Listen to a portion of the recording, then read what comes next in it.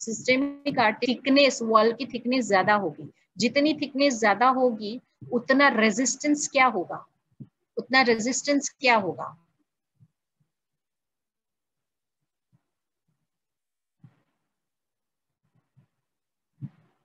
उतना रेजिस्टेंस क्या होता है? लेस होता है। Is it less? More? Yes.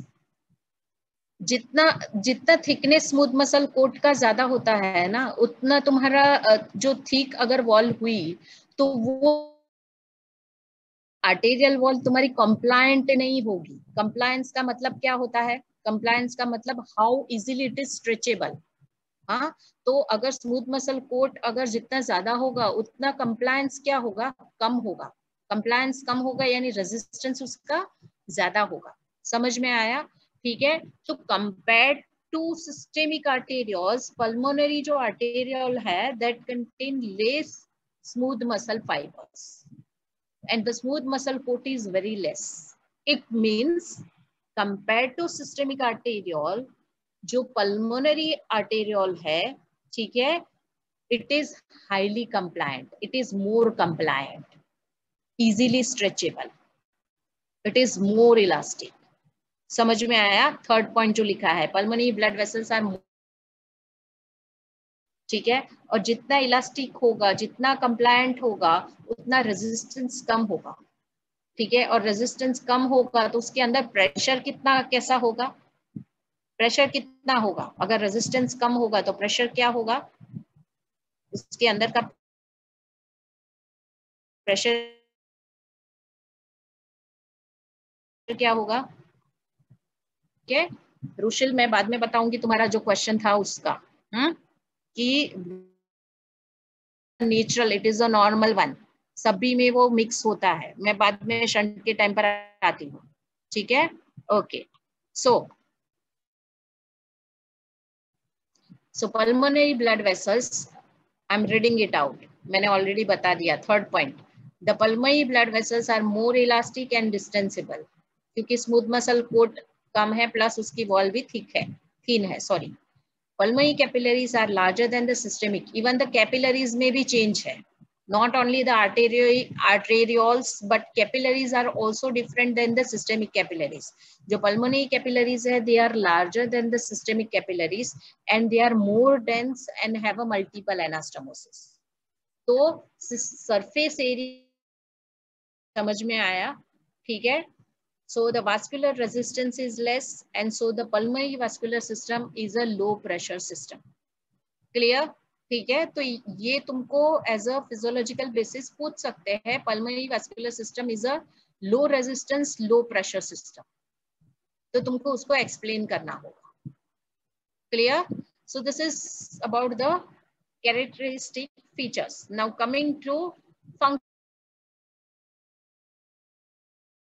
Of pulmonary circulation, कि पल्मोनरी सर्कुलेशन का इंपॉर्टेंस क्या है, उसका काम क्या है। The most important, the primary function of the pulmonary circulation is to bring venous blood from the different parts of the body in contact with alveoli for the exchange of gases. So जो main function है वो है gas exchange का, where the CO2 is removed from pulmonary capillary into alveoli and O2 is added from alveoli into capillary blood. This is the main function, gas exchange, but it also have another functions, many more, right? So one, the second one is it serve as a filter, जो already हमने functions extra respiratory functions of or the non respiratory functions of respiratory system में first class में हमने ये functions सीखे थे, याद आया? ठीक है, so that is a function of pulmonary circulation, it serve as a filter thrombi and emboli that originate from the venous compartment and the right side of a heart. जो तुम्हारा जो venous compartments में जो blood आता है, for example तुम्हारी leg में से जो venous blood ऊपर right side तक आता है, ठीक है, it is a venous blood, right, जो return हो रहा है, against gravity आ रहा है तो उसके लिए valve होता है, so against gravity जब आना है तो वो जो blood जो आता है वो धीरे धीरे आता है, एंड अगर वेलोसिटी अगर ब्लड की कम होती है तो उसमें क्लॉट बनने के चांसेस ज्यादा बन जाते हैं, ठीक है। सो क्लॉट बनते हैं, लेकिन वो क्लॉट तुम्हारी आर्टरी में नहीं आता है। अगर आर्टरी में आएगा तो क्या होगा? अटैक आएगा, जिसको हम बोलते हैं, ठीक है ना, इन्फाक्ट हो जाएगा, टिश्यू का इन्फाक्ट हो जाएगा। Infarct means there is no blood supply, damage to the tissue due to the inadequate blood supply. तो ये thrombi and emboli venous compartment में, even right side of heart में भी आते हैं, लेकिन वो आगे पास नहीं होते हैं। Why? Because the endothelial cells, मैं पढ़ रही हूँ, the endothelial cells of pulmonary vessels release फाइब्रिनोलाइटिक agents that lies the blood clots. समझ में आया? तो इसीलिए पल्मोनरी कैपिलरी, पल्मोनरी आर्टरी से वो जो ब्लड जब क्लॉट पास होगा तो वहां पर फाइब्रिनोलाइटिक एजेंट्स होते हैं जो क्लॉट को डिसॉल्व कर देंगे। इसीलिए पल्मोनरी कैपिलरी में नहीं जाएगा, पल्मोनरी कैपिलरी में से पल्मोनरी वेन में नहीं जाएगा, पल्मोनरी वेन से लेफ्ट साइड ऑफ हार्ट में नहीं जाएगा, और लेफ्ट साइड ऑफ हार्ट में अगर नहीं जाएगा तो वो सिस्टेमिक सर्कुलेशन में क्लॉट नहीं आएगा। समझ में आया? ठीक है। सो this is another important function of the pulmonary circulation. It serve as a filter, and thus it prevent the entry of this thrombi and emboli into coronary, cerebral and the another important vessels. तो अगर जो clot आता है and coronary supply नहीं होता है to the myocardium, तो उसको बोलते हैं हमको मायोकार्डियल इन्फाक्शन हुआ। अगर सेरेब्रल ब्लड वेसल में क्लॉट चला गया और ब्रेन के किसी पार्ट को अगर ब्लड सप्लाई नहीं मिला तो वो टिश्यू काम नहीं करेगा, तो वो हम उसको बोलते हैं कि स्ट्रोक हो गया। समझ में आया? तो ये सारी चीजें रूटीन में क्यों नहीं होती? रूटीन में क्लॉट फॉर्म होते हैं present by in the endothelial cells of the pulmonary vessels. ठीक है? Okay. The third function is metabolic functions. The vasoactive hormones are metabolized into pulmonary circulation. Angiotensin 1 is converted to angiotensin 2 in the lungs by angiotensin converting enzyme located mainly on the surface of the pulmonary capillary. Endothelial cells inactivate bradykinin, serotonin, and prostaglandin E1, 2, and F2 alpha. Norepinephrine is also inactivated. तो ये already हमने उस time पर सीखा था, तो not going into detail, even the excretory system में भी हो गया है। And the last one is it serve as a blood reservoir. About 500 ml of circulating blood is present in pulmonary circulation at any point of time. ठीक है, जो बहुत ज्यादा क्वांटिटी है तुम्हारे पूरे बॉडी में। ठीक है, जो तुम्हारा पूरे बॉडी का सरफेस एरिया देखो और लंग का सरफेस एरिया देखो। ठीक है, तो lung is a small organ, लेकिन फिर भी वो अकोमोडेट कर पाता है because pulmonary blood vessel are highly compliant compare to systemic circulation, इसीलिए वो इतना ब्लड अकोमोडेट कर सकता है। ठीक है, सो this is about the functional anatomy, characteristic features and the functions of the pulmonary circulation. Now coming to the shunt, जो मैंने बताया था कि शंट क्रिएट होता है। So what do you mean? Rushil, यहाँ पर तुम्हारा आंसर है। ठीक है, what is shunt? It means the passage of unoxygenated blood into left heart. It refers to the portion of pulmonary blood that bypasses the alveoli. There is no gas exchange. ठीक है, तो shunt का मतलब क्या होता है कि जो नॉर्मली क्या हो रहा है कि पल्मोनरी आर्टरी में जो डीऑक्सीजनेटेड ब्लड आ रहा है वो पल्मोनरी कैपिलरी से जब पास हो चेंज होता है, गैस का एक्सचेंज होता है between the air in the alveoli and the blood in the pulmonary capillaries. तो इसीलिए पल्मोनरी कैपिलरीज से जब ब्लड पल्मोनरी वेन में गया वो ब्लड ऑक्सीजनेटेड ब्लड होता है। ठीक है, तो वो ऑक्सीजनेट हो जाता है। लेकिन शंट किसको बोलते हैं? The passage of unoxygenated blood into left heart. तो लेफ्ट हार्ट में अनऑक्सीजनेटेड ब्लड जो जाएगा उसको बोलेंगे शंट। ठीक है, तो this is normally about 2 to 3% of cardiac output. Physiological shunt में जो होता है वो 2 to 3% of cardiac output, and it represent the blood from bronchial and coronary arteries.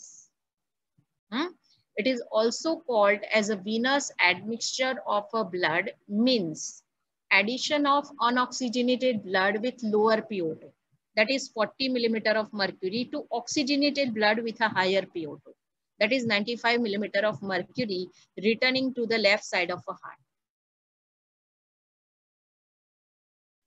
to 3 millimeter of mercury. ठीक है. So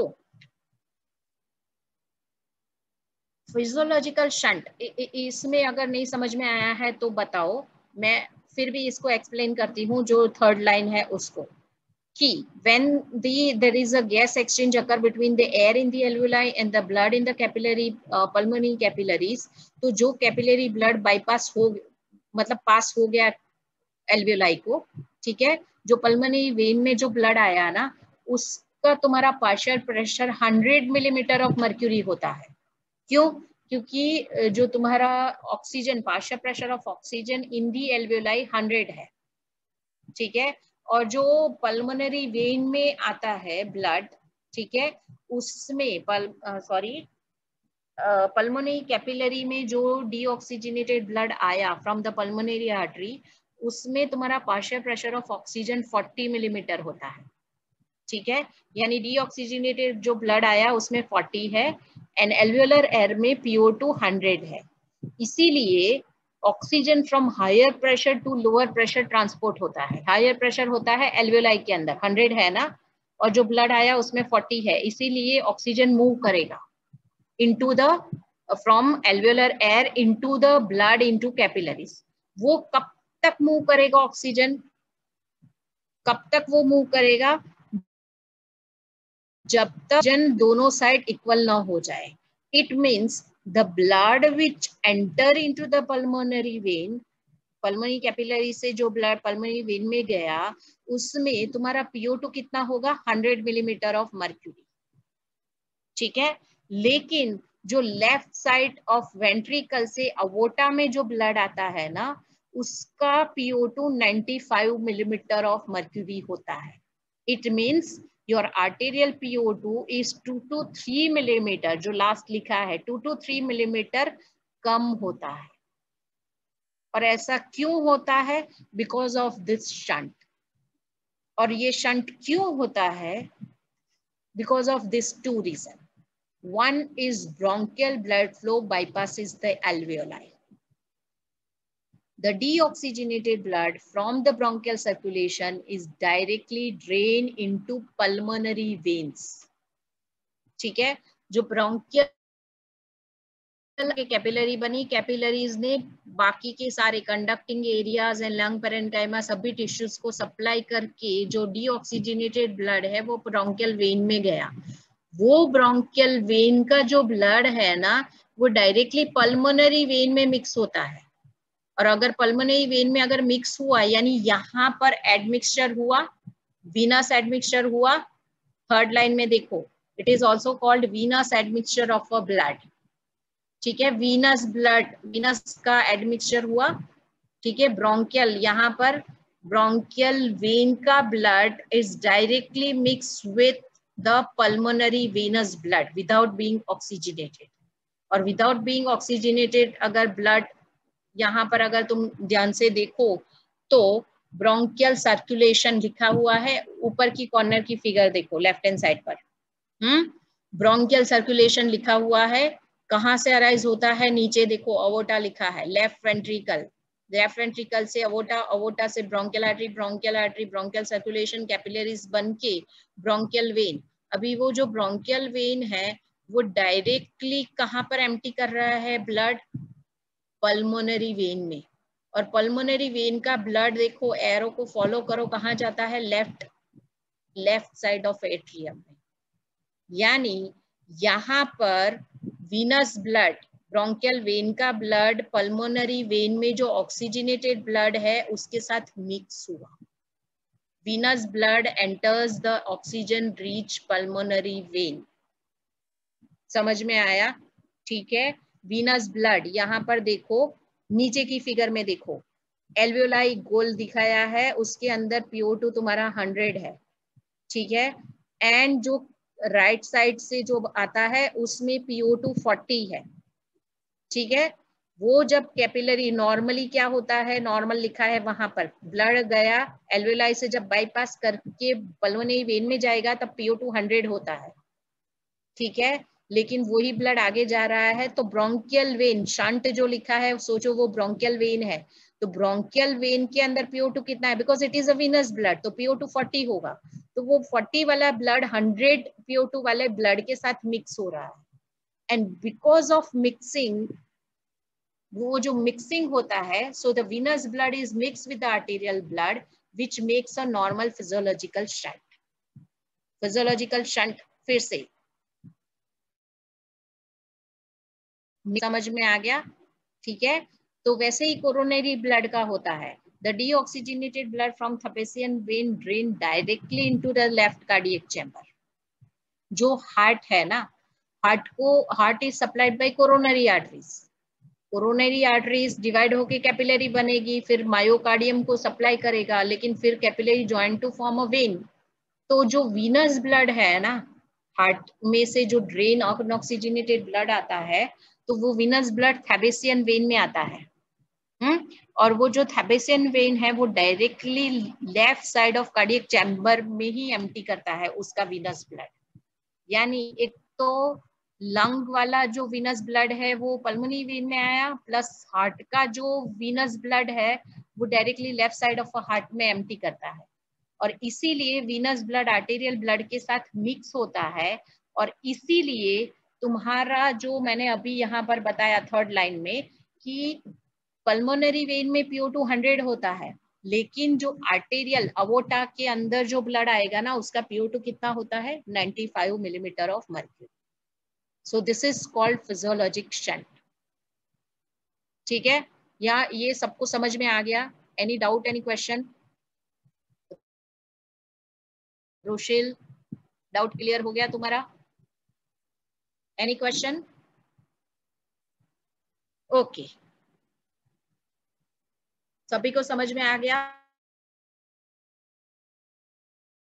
होता है, सभी में होता है, इसीलिए मतलब नॉर्मल ही ये होता है, that is why it is called physiological shunt. है उसमें राइट साइड ऑफ जो हार्ट है, और जो मतलब वो सेप्टा है ना between the right and the left atria, right and left ventricle, तो उस सेप्टम में कहीं पर होल है या कोई डिफेक्ट है, तो उसकी वजह से अगर होल हुआ तो जो राइट साइड का ब्लड है वो लेफ्ट साइड ऑफ हार्ट में डायरेक्टली चला जाएगा वो होल के थ्रू। ठीक है, तो वो शंट क्रिएट होता है, but that is pathological shunt, that is pathological shunt. ठीक है, it is not a normal one, it is a pathological shunt. Clear? So ये हो गया तुम्हारा physiological shunt. Now coming to another part, that is a pressure in the respiratory system.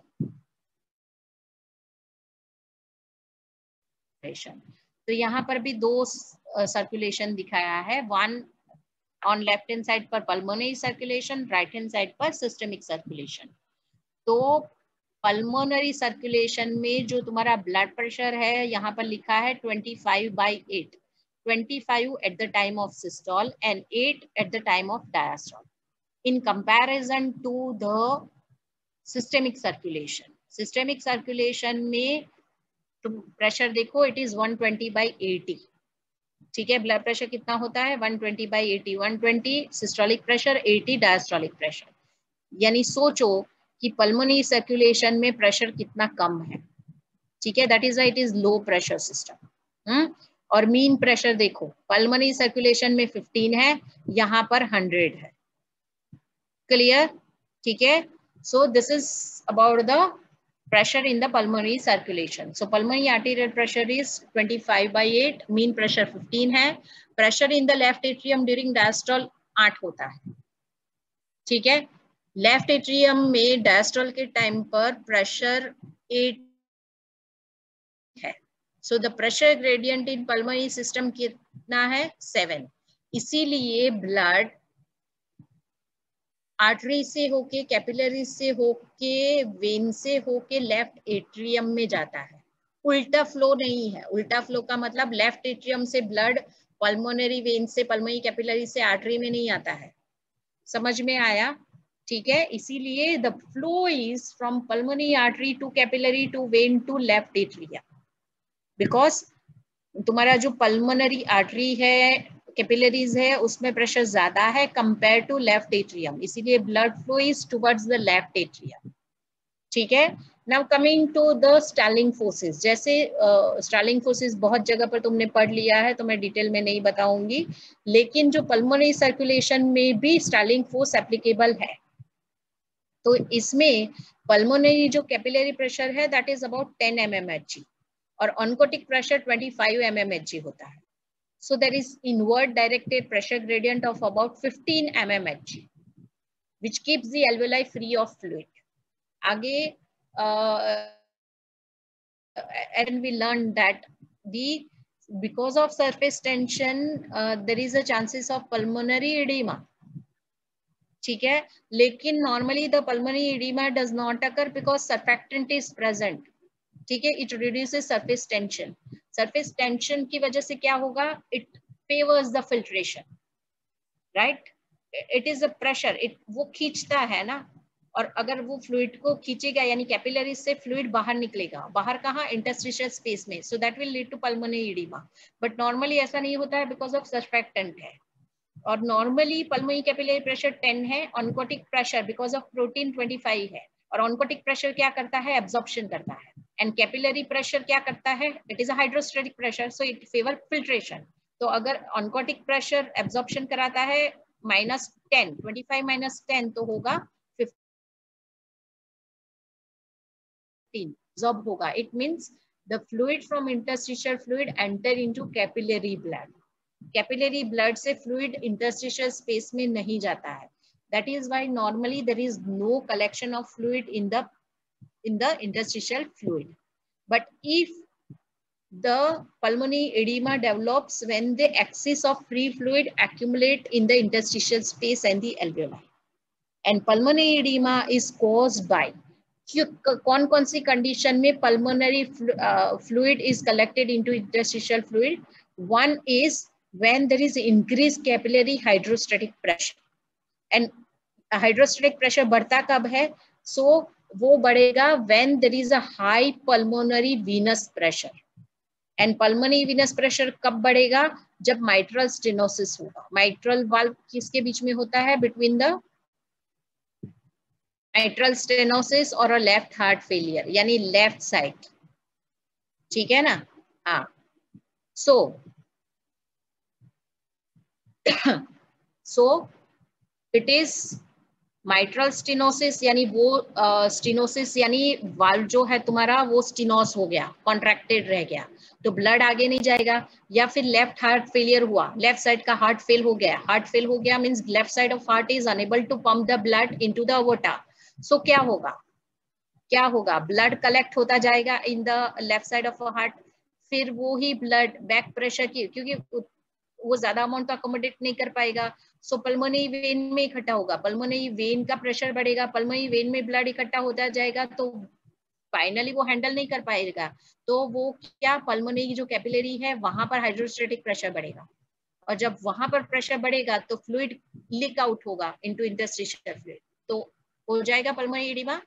ठीक है, so the pulmonary oedema, अगर blood interstitial fluid में गया यानी वहां पर फ्लूइड इकट्ठा हुआ, ठीक है, तो तुम्हारा जो डिस्टेंस है ना between the alveolar air, alveoli and blood in the capillary, वो डिस्टेंस क्या होगा, air which is present in the alveoli and the blood in the capillaries। ठीक है, तो उसमें डिस्टेंस में क्या आएगा, अगर फ्लूइड इकट्ठा होगा तो इंक्रीज होगा। ठीक है ना, डिस्टेंस लेस नहीं होगा, डिस्टेंस क्या होगा, इंक्रीज होगा। समझ में आया, एल्वेलाई है, कैपिलरी है, उन दोनों के बीच में इंटरस्टिशियल स्पेस है, इंटरस्टिशियल स्पेस में अगर फ्लूइड इकट्ठा हो गया, ठीक है, तो क्या होगा, जो इजी गैस एक्सचेंज हो रहा था वो नहीं होगा। समझ में आ रहा है, वो जो स्पेस है वो इंक्रीज हो जाएगी, right. So it decreases, block में लिखा हुआ है effect of pulmonary oedema. So the pulmonary oedema it decreases the gas exchange which result in a hypoxemia and hypercapnia, यानी ऑक्सीजन ब्लड के अंदर नहीं आया, यानी there is a deficiency of oxygen, and जो कार्बन डाइऑक्साइड ब्लड में था वो एल्वेलाई में नहीं गया, तो कार्बन डाइऑक्साइड ब्लड में बढ़ जाएगा. Rise of carbon dioxide is known as a hypercapnia. समझ में आया? So it result in hypoxemia and the hypercapnia. So pulmonary edema obstruct the smaller airways, which in turn increases airway resistance. The lung compliance decreases in pulmonary edema because of the interstitial swelling and increased alveolar surface tension. So work of breathing increases due to decreased compliance and airway obstruction. The second factor which which leads to pulmonary edema is the increased alveolar surface tension, जो already हमने पढ़ लिया है. वो क्या करेगा? वो interstitial hydrostatic pressure को कम करेगा. High surface tension it lower the interstitial hydrostatic pressure which favors the filtration. ठीक है? Then the third factor is decrease oncotic pressure. Oncotic plasma colloid osmotic pressure decreases in hypoproteinemia as occur in starvation. तो oncotic pressure कम होगा तो क्या होगा? Absorption capacity कम होगी तो fluid बाहर लीक होगा. ठीक है? And the last one is increase capillary permeability. Permeability अगर कैपिलरी की बढ़ जाएगी तो भी तो फ्लूइड लीक आउट होगा. और कब कैपिलरी परमिएबिलिटी बढ़ेगी?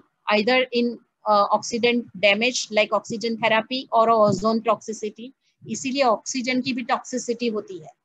ऑक्सीजन टॉक्सिसिटी अगर हुई तो ऑक्सीजन सुपर ऑक्साइड बनेगा और वो superoxide are the oxidants, तो वो कैपिलरी को डैमेज करेगा. तो उस कंडीशन में भी इडिमा होने के चांसेस है. ठीक है? Second thing, inflammatory reactions by the action of endotoxin. ठीक है? तो जैसे वायरस आया तो अगर बहुत ज्यादा अमाउंट ऑफ इन्फ्लामेशन करेगा तो पल्मोनरी इडिमा हो सकता है. ठीक है? और उसकी वजह से भी पल्मोनरी इडिमा की वजह से इन्फ्लामेटरी मार्कर्स बहुत बढ़ गए जैसे कोरोना में होता है. ठीक है? तो वो कैपिलरी की वॉल को डैमेज कर देगा तो परमिएबिलिटी बढ़ जाएगी तो भी इडिमा हो सकता है. ठीक है? Even neurogenic shock, head injury हुई तो it is a major cause of the neurogenic shock हुआ तो उस टाइम पर भी पल्मोनरी एडिमा होगा. So this is about the causes of pulmonary oedema. Now coming to another objective, that factors which regulate the pulmonary blood flow. The factors which regulate the pulmonary blood flow, one of the factor is cardiac output. अभी यहाँ पर देखो pulmonary blood flow is directly proportional to the cardiac output. It means as the cardiac output increases, pulmonary blood flow increases. Second factor is vascular resistance. Pulmonary blood flow is inversely proportional 1 by pulmonary vascular resistance लिखा है. Inversely proportional to the pulmonary vascular resistance. It means more the vascular resistance, less will be the pulmonary blood flow. And the pulmonary vascular resistance is altered with, there are the certain factor on which the pulmonary vascular resistance depends. So it is altered with different phase of respiration. Bracket में लिखा है, for example, pulmonary vascular resistance is less during inspiration. Inspiration में क्या होता है? Intrapleural pressure कम होगा, intrathoracic pressure कम होगा. ठीक है? Intrapleural pressure become more negative. अगर मोर नेगेटिव हुई, ठीक है, it means pulmonary vasculature vessels का वो क्या करेगा? Intrapleural pressure at the time of inspiration, as there is a intrapleural pressure become more negative, what is the effect of this negative intrapleural pressure on a pulmonary blood vessels? वो blood vessels का क्या करेगा? pulmonary blood vessels का क्या करेगा? dilatation करेगा या constriction करेगा? diameter बढ़ाएगा या कम करेगा?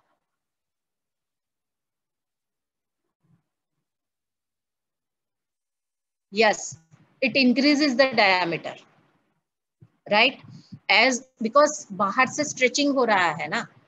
blood vessels are also in the lung parenchyma. तो जब lung parenchyma due to elastic tissue stretch हो रहा है due to negative intrapleural pressure, तो वो जो elastic fibers है वो pulmonary blood vessels की wall है उसको बाहर से ऐसे खींचेगा. बाहर से अगर खींचेगा तो उसके अंदर का lumen का diameter क्या होगा? इंक्रीज होगा. और lumen का diameter इंक्रीज होगा तो resistance क्या होगा? रेजिस्टेंस क्या होगा? डिक्रीज होगा. राइट? ठीक है? तो अभी ये स्टेटमेंट समझ में आ गया कि pulmonary vascular resistance decreases during inspiration. This is applicable to extra-alveolar. Even pulmonary vessel में भी extra-alveolar and alveolar blood vessels है. Extra-alveolar यानी जो alveoli के नीचे जो है ना, उस वो है alveolar vessels. और alveoli के नीचे नहीं है और बाकी जगह पर है, वो है तुम्हारा extra-alveolar vessels. तो हम बात कर रहे हैं extra-alveolar vessel. Alveolar जो vessel है वो subjected to alveolar pressure है, ठीक है. तो alveolar pressure अगर बढ़ेगा तो alveolar blood vessels constrict होगी, राइट. तो उसकी डिटेल में बहुत ज्यादा मत जाओ, नहीं तो कंफ्यूज हो जाओगे. लेकिन what we are talking is about the extra-alveolar blood vessels. The second factor on which the pulmonary vascular resistance depends, that is pulmonary vascular pressure. Now the pulmonary vascular resistance falls with increase. यहाँ पर मैं example दूंगी कि when you do a exercise करोगे तो cardiac output क्या होगा. Exercise करोगे तो कार्डियक आउटपुट क्या होगा, इंक्रीज होगा. Now as the cardiac output increases, right, it leads to opening of the many capillaries. The capillaries which are present at the apices of the lung, they are certain capillaries, they are almost in close condition. ठीक है. तो वो जो capillary close condition में है, so when the cardiac output increases, वो जो close capillary है वो खुल जाएगी, ठीक है. और क्लोज कैपिलरी खुल जाएगी तो उसको क्या बोलेंगे, सरफेस एरिया बढ़ा. और सरफेस एरिया बढ़ेगा तो रेजिस्टेंस क्या होगा, रेजिस्टेंस क्या होगा, as the surface area increases resistance decreases. Clear, ठीक है. Second, as the cardiac output increases, ठीक है, ज्यादा अमाउंट ऑफ ब्लड आएगा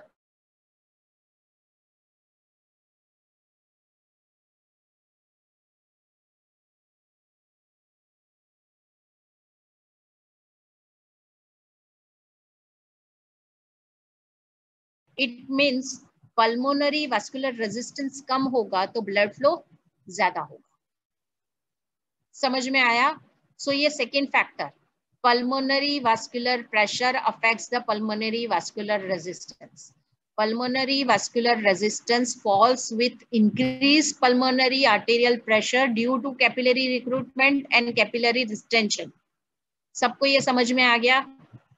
रिक्रूटमेंट हुआ यानी जो क्लोज कैपिलरी थी वो ओपन हो गई, that is capillary recruitment, and capillary का डिस्टेंशन हुआ. Is it clear to all, yes और no?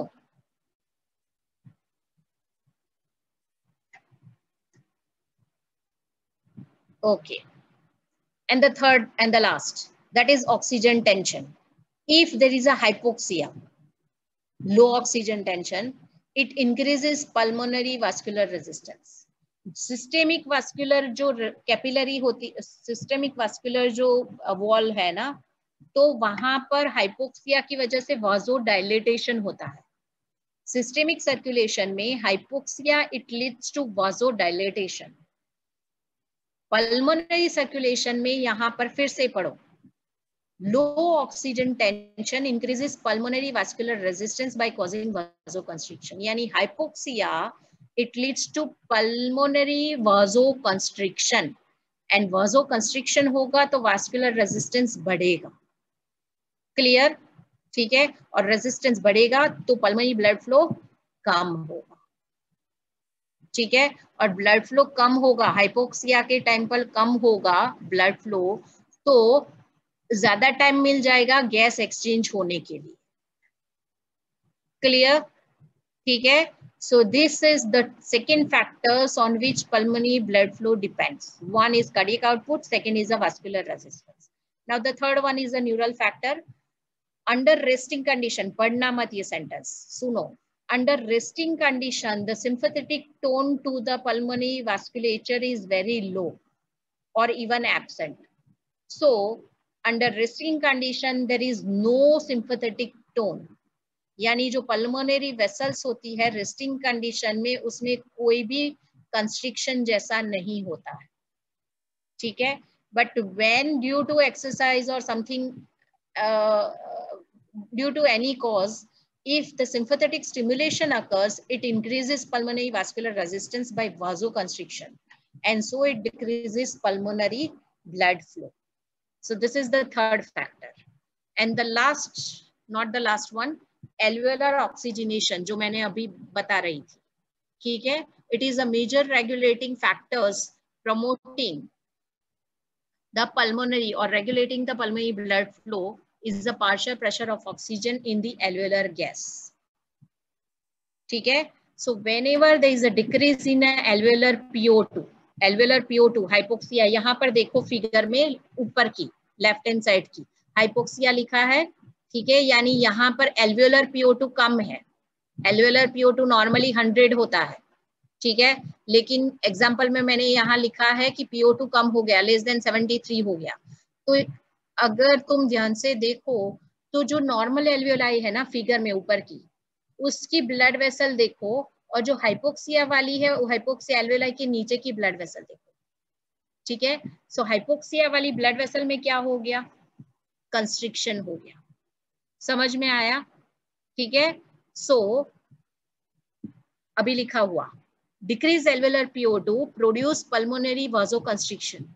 Vasoconstriction of the vessels surrounding the hypoxic alveolus. This causes blood to flow to areas of a lung that are better aerated.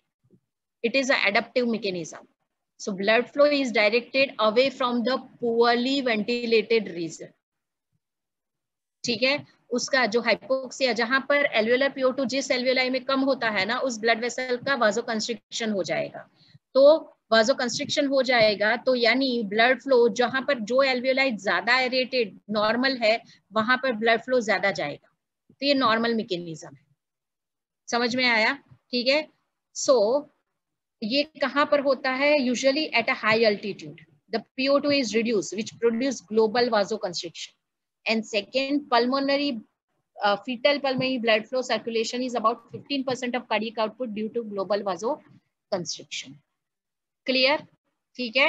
So ये हो गया तुम्हारा fourth factor and most important factor. And the last one is the effect of gravity. Effect of gravity and ventilation perfusion ratio बाकी class के लिए. ठीक है? मैं धीरे धीरे जा रही हूँ क्योंकि हम ऑनलाइन पढ़ रहे हैं. सो सिर्फ ये दो चीज आज की क्लास की बाकी रही, ऑब्जेक्टिव्स बाकी रहे. I will take it on the next in the next class, then I will start the gas exchange. Is it clear to all? Any question, any query? So here I will stop. Give your attendance. Vasoconstriction होगा, yes वाजोकंस्ट्रिक्शन होगा तो उस alveoli से CO2 बाहर नहीं जाएंगे, लेकिन जो एल्वेओलाई ज्यादा एरिएटेड है, नॉर्मल है, वहां तो CO2 एक्सचेंज होता है ना. तो एज सच उतना ग्रेट प्रॉब्लम नहीं आता है. प्रॉब्लम कब आता है कि अगर ज्यादा अमाउंट ऑफ एल्वेओलाई, अगर बहुत ज्यादा हाइपोक्सिया है तो जाके there is a issue of hypercapnia. ठीक है? आई थिंक तुमको आंसर मिल गया. ओके, ठीक है. सो बाकी का ये जो लास्ट है वो हम नेक्स्ट क्लास में सीखेंगे with ventilation perfusion ratio. Okay, bye.